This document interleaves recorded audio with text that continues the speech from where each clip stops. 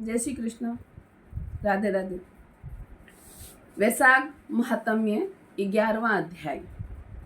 राजा मैथिली ने पूछा कि जब कामदेव भस्म हो गए तो फिर उनकी उत्पत्ति कैसे हुई। श्रुतदेव जी कहने लगे कि यह कथा स्वामी कार्तिक के जन्म की है, जो यश पुण्य देने वाली है। जब महादेव जी ने कामदेव को जला दिया तो उनकी स्त्री रति अपने पति को भस्म हुआ देखकर शोक से मूर्छित हो गई। जब 2 घड़ी पश्चात उसकी मूर्छा गई तो अत्यंत विलाप करने लगी, जिससे सारा तपोवन दुखमय हो गया। अब रति ने चिता में जलकर शरीर त्याग देने का विचार किया और पति के मित्र बसंत को पति की अंतिम क्रिया करने को बुलाया। जब वह चिता बना ही रही थी कि बसंत भी आ गया। वह रति को देखकर अति दुखित हो रति को समझाने लगा और कहने लगा कि आत्मघात करना उचित नहीं है। जब बसंत ने उसके शरीर त्यागने का विचार दृढ़ देखा तो नदी के किनारे पर चिता बनाई और रति गंगा में स्नान कर सब इंद्रियों को रोककर मन और आत्मा में लीन करके चिता पर चढ़ने को तैयार हुई। उसी समय आकाशवाणी हुई कि पति प्रेमा, तुम चिता में प्रवेश मत करो। तुम्हारा पति महादेव जी और कृष्ण भगवान से उत्पन्न होगा। इस प्रकार क्रम से 2 जन्म होंगे। तब दूसरे जन्म में श्री कृष्ण से रुक्मणी के गर्भ से प्रद्युम्न रूप में उत्पन्न होगा। तू ब्रह्मा के श्राप से संभर नामक राक्षस के घर में निवास करेगी। वहीं तेरा पति प्रद्युम्न तुमको प्राप्त होगा। इतना कहकर आकाशवाणी समाप्त हो गई। और जब रति ने आकाशवाणी सुनी तो उसने चिता में प्रवेश नहीं किया। जिनके कार्य की सिद्धि के लिए श्री शिवजी ने कामदेव को भस्म कर दिया था, उन सब देवताओं ने बृहस्पति और इंद्र और अग्नि को आगे करके रति को वरदान दिया कि अब तेरा पति अनंग कहलाएगा और अंग वाले की तरह मरा हुआ भी दिखाई देगा। और फिर कहने लगे कि पूर्व काल में तेरा पति सुंदर नाम का राजा था।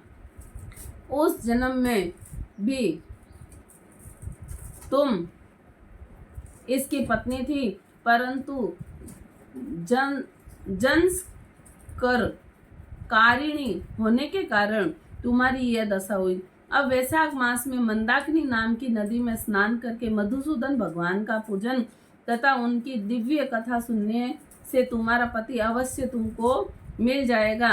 रति को इस प्रकार वरदान देकर सब देवता अपने अपने स्थान को चले गए।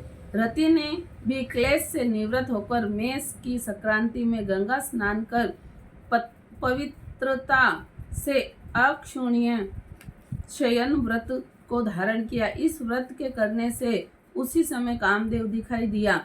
उसने वैशाख मास में कर्तव्य धर्म नहीं किया था, इसी कारण परमात्मा का पुत्र होने पर भी अंगहीन हुआ।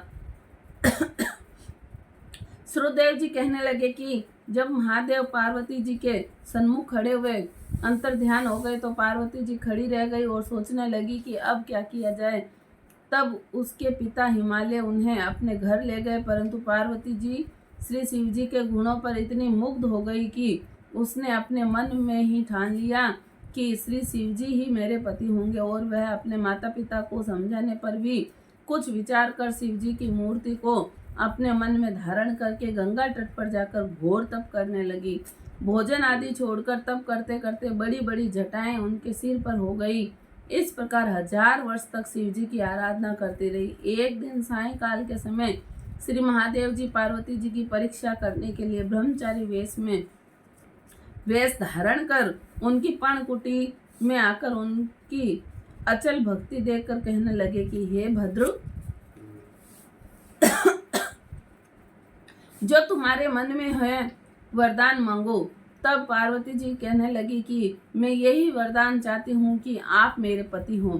तथास्तु कहकर श्री शिव जी ने सब ऋषियों को बुलाया और उपस्थित होने पर उन्होंने उन्हें आज्ञा दी कि तुम हिमालय के पास जाकर विवाह का प्रस्ताव रखो।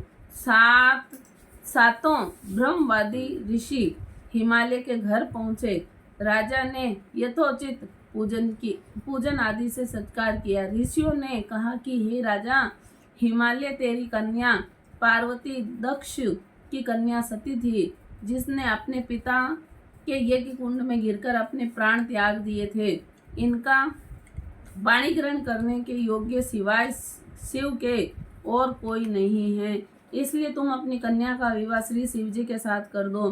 तब हिमालय ने कहा कि मेरी कन्या तो छाल के वस्त्र पहनकर गंगा तट पर शिव जी के साथ विवाह करने के लिए घोर तप कर रही है, सो उसकी मनोकामना पूर्ण हुई। आप महादेव जी से जाकर कह दो कि मैं प्रीतिपूर्वक अपनी कन्या को उनको अर्पण कर चुका हूँ, आप उनको अंगीकार कीजिए।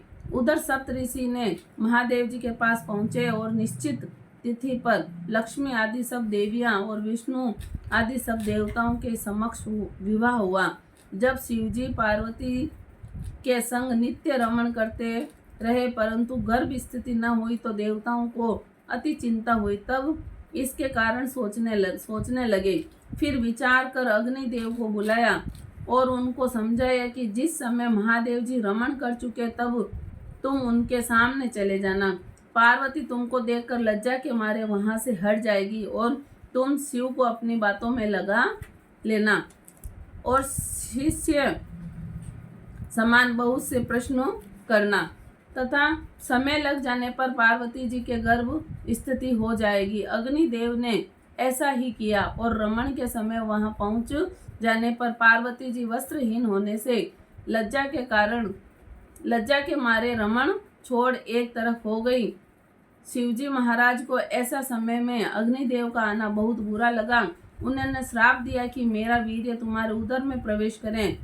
तब अग्नि ने उस वीर्य को अपने उदर में ग्रहण कर लिया और 10 महीने बीत जाने पर उस तेज से वीर्य को गंगा जी में डाल दिया। गंगा जी भी उसको सहन न कर सकी और उसको सरकंडों में फेंक दिया और वहां पर उसके 6 भाग हो गए। तब ब्राह्मणों ने 6 कन्याओं को भेजा। उन्होंने 6 भागों को जोड़ा जिससे 6 मुख और 1 अंग ऐसी आकृति का बालक बन गया। वह बहुत दिनों तक उन सरकंडों में ही पड़ा रहा। एक दिन श्री महादेव जी और पार्वती जी बेल पर चढ़े जा रहे थे कि सहसा पार्वती जी के स्तनों से दुग्ध की धारा बहने लगी। तब पार्वती जी ने महादेव जी से इसका कारण पूछा तो श्री महादेव जी बोले, हे देवी, मैं इसका कारण कहता हूँ। देखो, ये पास में ही तुम्हारा पुत्र पड़ा हुआ है। और फिर श्री महादेव जी ने पिछली सारी कथा पार्वती को कह सुनाई और कहा कि उसी को देखकर तुम्हारे स्तनों में दूध आ गया, क्योंकि वह तुम्हारा ही पुत्र है।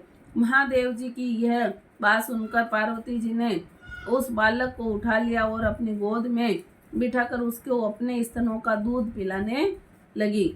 इस प्रकार पार्वती जी ने पुत्र स्नेह से मुग्ध होकर उसको कैलाश में ले गई और उसका पालन पोषण करने लगी।